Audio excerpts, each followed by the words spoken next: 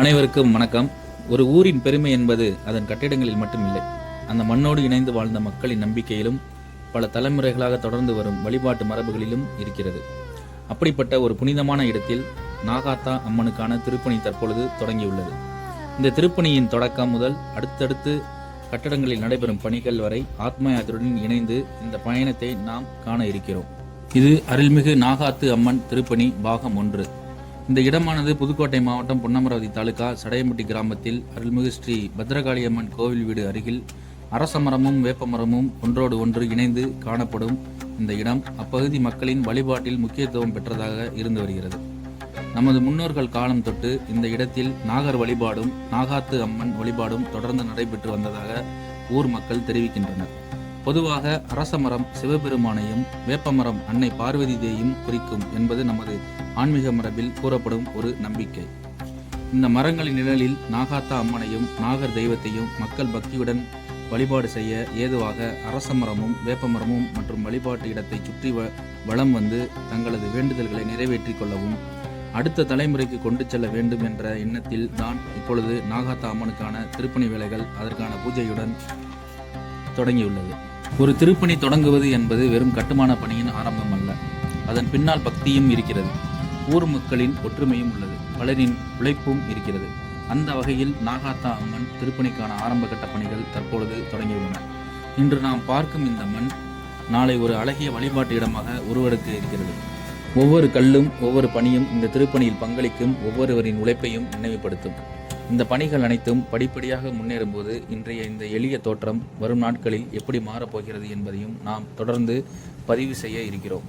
ஒரு கோவில் உருவாக பணமும் பொருட்களும் மட்டும் போதாது, அதற்கு மேலாக தேவைப்படுவது மக்களின் மனப்பூர்வமான பங்களிப்பு.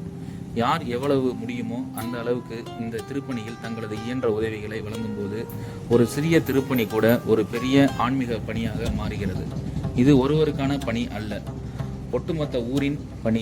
இன்று தொடங்க இருக்கும் இந்த முயற்சி நாளைய தலைமுறைக்கும் நமது வழிபாட்டு மரபையும் நினைவுபடுத்தும் ஒரு அடையாளமாக அமையட்டும்.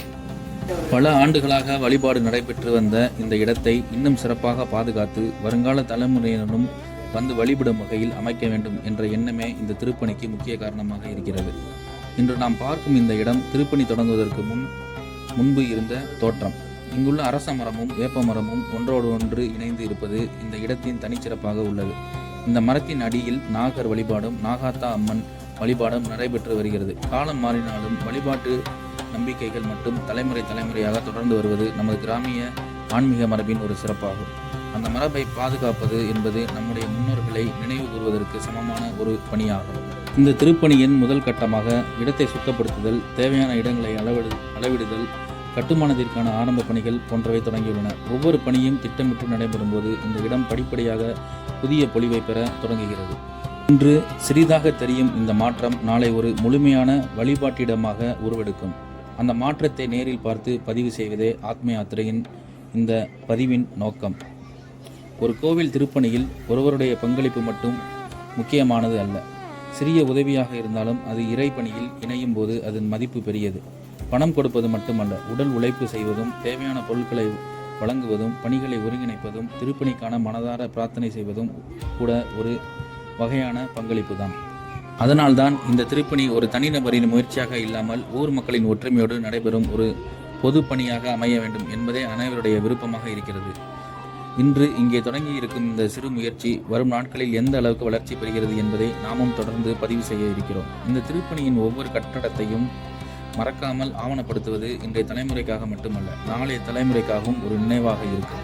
இன்று நாம் பதிவு செய்யும் இந்த காட்சிகள் பல ஆண்டுகள் கழித்து பார்க்கும்போது இந்த திருப்பணியில் இப்படித்தான் தொடங்கியது என்று சொல்லக்கூடிய ஒரு வரலாற்று பதிவாக இருக்கும்.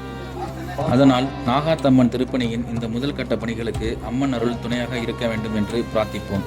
திருப்பணி சிறப்பாக நடைபெற வேண்டும். பணியில் ஈடுபடும் அனைவருக்கும் நலமும் பாதுகாப்பும் கிடைக்க வேண்டும். இந்த இடத்திற்கு வரும் பக்தர்கள் அனைவருக்கும் மனநிறைவும் இறையலும் கிடைக்க வேண்டும் என்று நாகாத்தா அம்மனை மனதார வேண்டிக் கொள்வோம். இது தொடக்கம் மட்டுமே, இன்னும் பல பணிகள் நடைபெற இருக்கின்றன. இந்த திருப்பணி எப்படி முன்னேறுகிறது, அடுத்த கட்டத்தில் என்னென்ன பணிகள் நடைபெறுகின்றன, இறுதியில் நாகாத்தா அம்மனை சன்னதி எப்படி அழகாக உருவாகிறது என்பதை தொடர்ந்து ஆத்ம யாத்திரையுடன் இணைந்து நாம் காண்போம். இதைத் தொடர்ந்து பாகம் 2 பார்ப்போம். இந்த வீடியோ பிடித்திருந்தால் ஆத்ம யாத்திரை சேனலை சப்ஸ்கிரைப் செய்து ஆதரவு தருங்கள். நன்றி, வணக்கம்.